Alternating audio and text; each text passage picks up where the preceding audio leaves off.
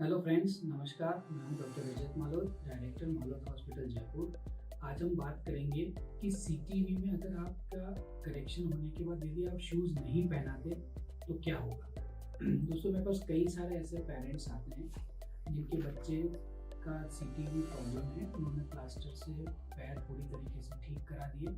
उसके बाद वो हमें फोर्स करते हैं, इंसिस्ट करते हैं कि अगर शूज़ नहीं पहना है या फिर हम कोई फैंसी शूज़ पहना दें तो कुछ प्रॉब्लम तो नहीं होगा। या फिर ये भी क्वेश्चन काफ़ी मुझे कॉमन पूछते हैं कि अब हमारा बच्चा ठीक हो गया है तो हम शूज़ छोड़ देंगे। दोस्तों, दोनों का आंसर यही है कि सीटीबी जो डिजीज़ है इसमें हाई रिलैप्स रेट है। रिलैप्स रेट मीन्स दोबारा होने की बहुत ज़्यादा टेंडेंसी है। तो इसमें हम ये पेरेंट्स को बताना चाहेंगे कि शूज़ के जो प्रोटोकॉल है उसको आप बिल्कुल फिक्स तरीके से पहनें।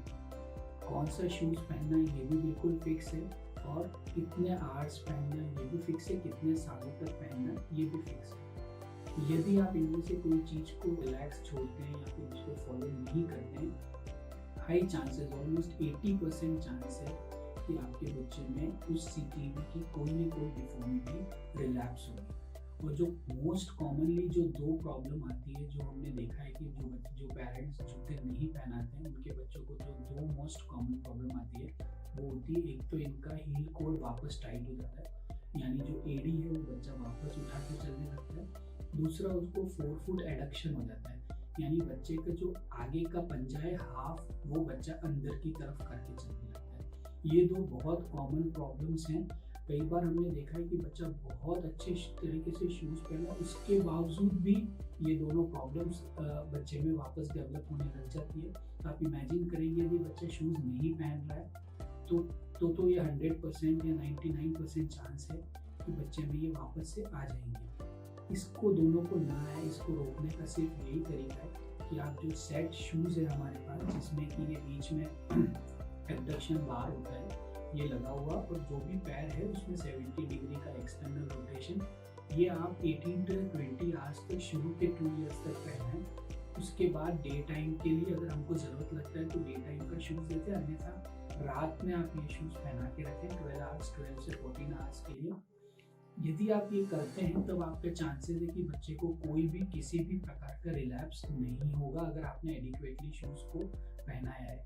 दोस्तों, अगर ये रिलैप्स हो जाता है तो क्या करें? उसका आंसर ये है कि या तो हमें रिकास्टिंग करना पड़ता है, यानी वापस से हमें प्लास्टर्स लगाने पड़ते हैं, और जो बच्चा 2 या 3-4 साल पे प्लास्टर्स इतनी आसानी से नहीं लगवाता है।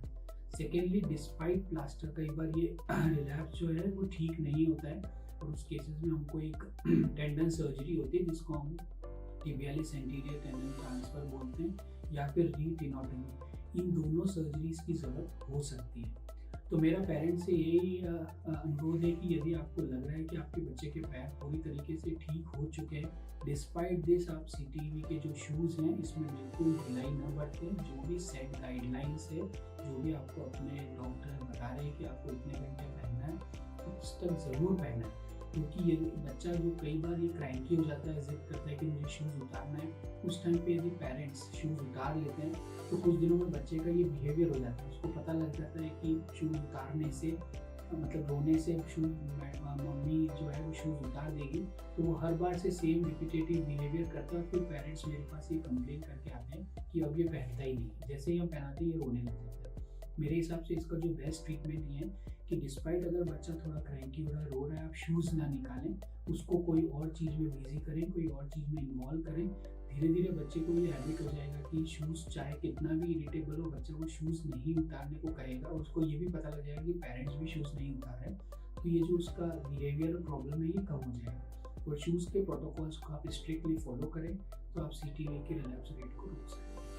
दोस्तों, यदि आपको लगता है कि आपके बच्चे को सीटीवी और आपको कोई डाउट्स है, आपके बच्चा अच्छे से स्टिल करेक्टेड नहीं है, तो आप हमसे कांटेक्ट कर सकते हैं, और इस चैनल को सब्सक्राइब कर सकते हैं और लाइक कर सकते हैं, ताकि हम आगे से आगे इससे भी अच्छे वीडियो डालने की कोशिश करें। Thank you.